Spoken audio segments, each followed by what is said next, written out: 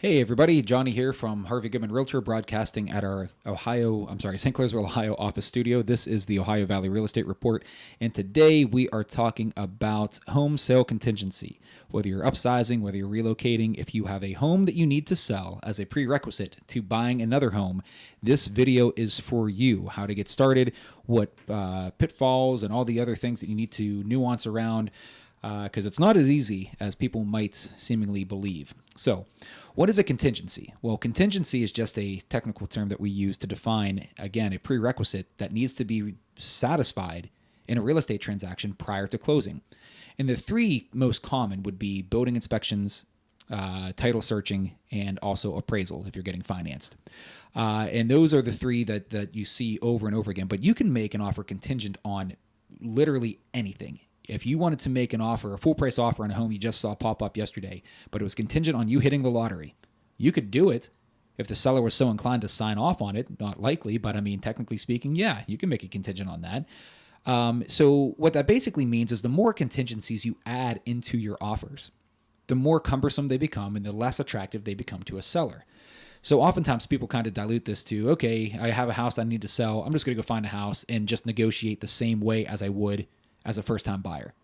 They're not even remotely close to being the same.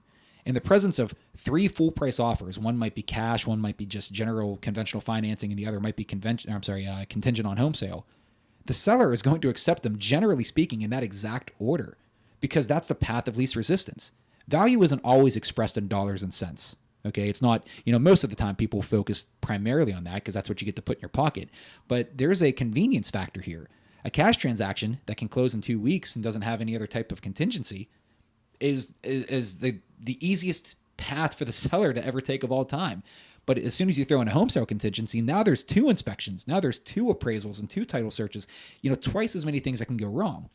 So you need to account for that as far as your upcoming purchase.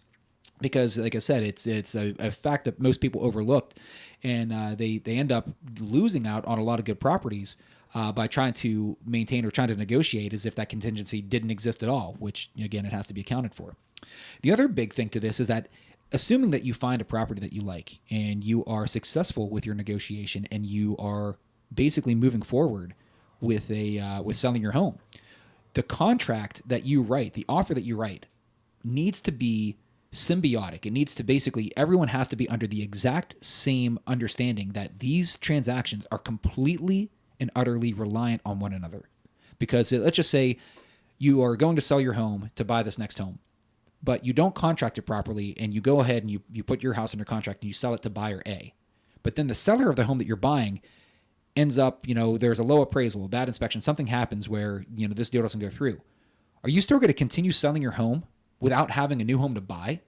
Because then you'd be homeless. You see the problem there? It's completely reliant on that prerequisite.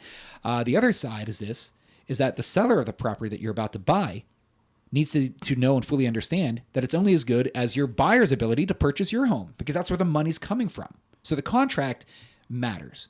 It matters a lot. I mean, don't sleep on this. It matters probably the most important thing. The contract arguably is always the most important thing, but when it comes to contingencies, specifically, it has to be contracted in a way that is not going to put you in any harm's way. That if you were to fail to have that language in there. And unfortunately, we get these calls every so often where people, especially if you're selling by owner, if you're watching this and you're selling by owner, this isn't a scare tactic. This isn't anything as far as to induce that kind of panic. This is real life. This is real consequence for choices have consequences. Let's leave it at that.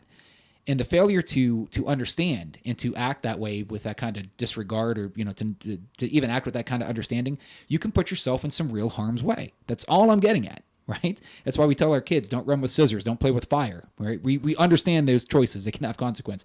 You doing that on your own, I would liken it to playing with fire. Hopefully you never have to experience getting burnt, but if it does happen, I don't want to see anybody in that kind of circumstance. And this is the reason I'm making these videos, because consultation is always free. You can call me right now. My phone's right here. If you call me, it will go off, and it'd be funny. We can actually have a live chat during a podcast. But the whole point is consultation is free. There's no no cost, no obligation. I'll give you all the advice I possibly can. I can even give you value of your home and try to get you in the best place possible. My goal here is this, is that if you should ever need my help, if I'm willing to work this hard just to get your attention, if you're watching this, imagine what I would do for you if you actually needed my services. And again, a lot of times home sale contingency is predicated on price range, $200,000, $300,000, $400,000 plus. Most people aren't buying their first house in the Ohio Valley for $400,000. That usually comes with, okay, the general walk of life is you go out into the world, you make something of yourself, you buy your first home, and then you pay that down for a little bit. Let's just say 5-10 years, and 10 years worth of market growth and you contributing to paying your loan down, you now take all the equity that comes with that, with the sale of the property, using that equity to go towards a larger home. That's how most people upsize. Maybe you're fortunate. Maybe you have, family. Maybe you got lucky in Bitcoin. I wish everybody the best. But if you're just one of the average people, that's who I'm talking to right now. If you're one of the average, that's the standard walk of life. And again, that's the whole purpose of these videos is just that educational kind of thing. So again, the process is this. You are going to upsize. You're going to relocate. You need to sell your house to buy a house. First thing you do, find a house you want to buy. Okay. Second thing you do is enter into negotiation.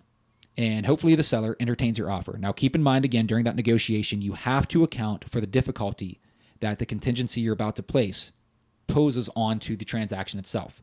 That is a very detractive thing for a seller. So keep that in mind. Once your negotiation leads to a successful offer, an acceptance of the offer, we need to contract the offer that allows you X amount of days or, the parties involved to go about, satisfying those contingencies. Next step is once you get a buyer, everybody needs to know and operate under the direct capacity that these contracts are completely reliant on one another. That is critically important. Okay? Then as you're going through these contracts, communication is the most important part there because you're basically all taking a step in unison. Think of it like you're locking arms. Okay, everybody, take a step forward. Let's go do building inspections. Did we emerge from the building inspection with any issues? If so, we need to resolve them prior to taking our next step. If they can't be resolved, everybody needs to go back to the starting line. We need to replace the party that was unsatisfied with someone new and rinse and repeat until we get to the finish line.